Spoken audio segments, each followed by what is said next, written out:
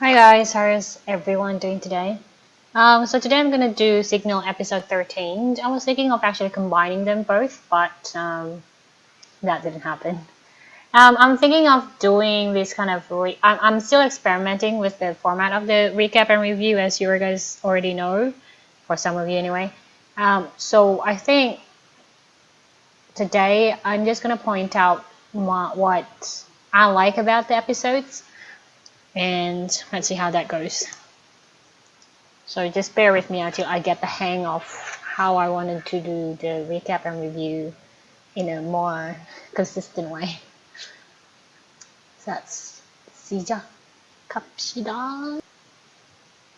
So we started off basically revisiting from last episode how they found the remnants of the detective under the stairs. So they just went through this, and I think it's just about like 10 minutes of them reminiscing about the past as well, about how she used to love him so much, and she visited him at home when he was deciding to wanting to resign, and find out that the dad was basically having a birthday on the day that he was about to resign, and how she cooked and it's such a bad like it turned out really bad.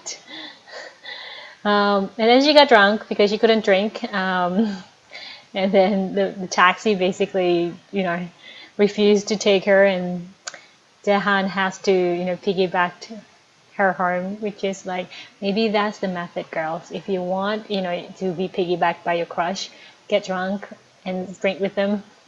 Just make sure that your crush is a decent man. You don't want to be, taken advantage of. Um, So I think the first half is basically, or the first third of the episode is just exploring the fact that they have to grieve all over again about his death. Um, I like his dad though.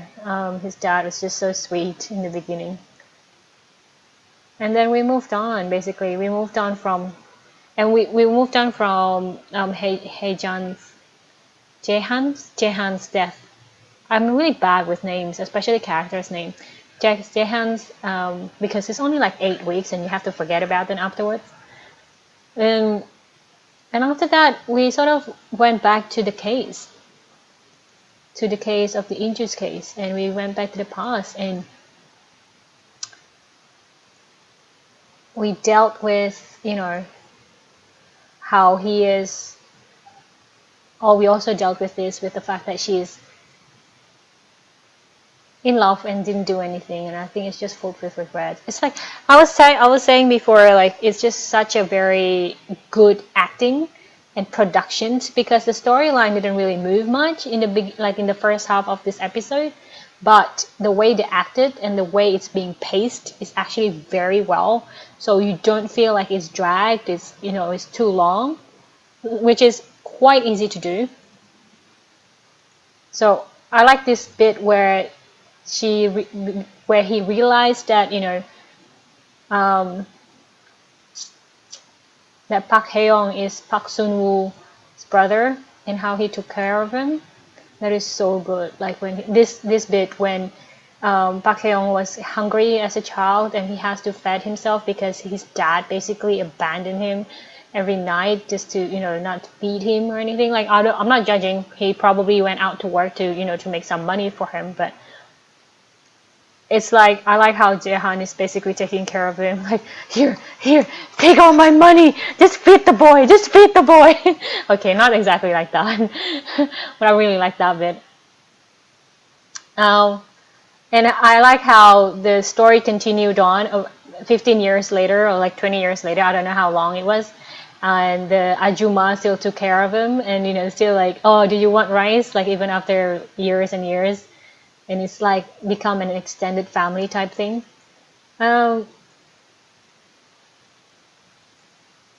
Also, like the breakdown of how he got into the police university. It's not because like he wanted to, but because he has to. And I like this bit, the interactions in the intercom, in the walkie-talkie between the two men. They like taking care of each other so much here. and it was so touching to see like what the other person always like wanting the other to to be at a better place.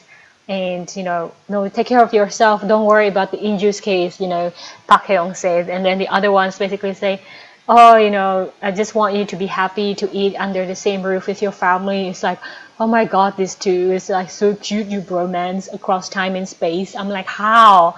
Like, oh. And then finally I think Jaehan realized what Park Hae-young was trying to say. Basically, he's going to die, and he accepted that fact. It's like, wow, so brave. If someone told me that I'm going to die, it's like, I don't, I don't know how I would react. And I like by the end of the third act, I think that's probably a better way to explain it, an act. The team sort of came together, and like the teamwork is very, very tight. Even the lazy guy is like showing, is shining his talent to find a person, and that was really good. And they are coming together so much that they're talking to each other, they're communicating with each other, and they're doing like all this detective work and as a group. And I think that's just really good to see. And how they backed, Hae-young's up. And I like it. And finally, they caught up with the victim, the victim of the rape. And yeah, and they found out, what actually happened. Oh, this bit though, when, he basically threatened the young child, the girl who being raped, basically. And I'm still have issues with the fact that, no one has, there's no sympathy and there is no, emotional story given to the girl. I don't know whether episode 14, like I haven't watched it, is going to explore that bit, but it's to me, like, it's very traumatizing to not have that sort of little bit of emotional explorations about how she feels, of how terrifying and how horrifying it is to be gang raped. It's just, I don't know, I think the issue wasn't even brought up. I have issues with that, but that's just me though. So at least we are there finally. We are back to the beginning of the case, finding out like who is the actual initiator for the whole gang rape bit, which we already guessed was like the most powerful son, yes, the son of the most powerful man amongst those group of boys. I think the ones that got interviewed in the last episode, maybe. So yeah, so that was very self-explanatory. But I think the whole series is not about the Inju case in a way. It's much more about them taking care of each other in the present moment and in the past, and also, about how people still care and people are still waiting. And it was also about trusting each other and your team members and your teammates, how the detective still believed in Yeha, that, he didn't take that money, and how his dad is also still waiting for him to come back, and everything. It's about grieving, it's about losing your partner, basically. And I like that. It's also about teamwork. So I like this episode. It's coming together very well.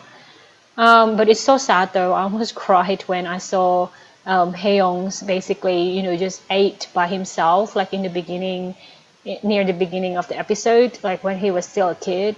Oh my god, that was just so depressing. So that's it, guys, for review and recap for this particular episode, and I'll see you in episode 14. I actually recorded my reaction, but there is no like picture-in-picture. There is no video in the reaction. So if you want to check it out, I'll put the link down below. And the best way to use that reaction video is basically to have like that reaction video on your mobile or something, and then have the episode on of your PC, the actual episode, and then I basically said something like, like 1, 2, 3 start, and then you can probably start the drama, and then it runs together. I don't know, is that too much work for you? Does that make sense even? But anyway, if you want to use it, it's down there. And yeah, I'll see you in the next video. Thanks for watching, guys. I really appreciate it. Bye.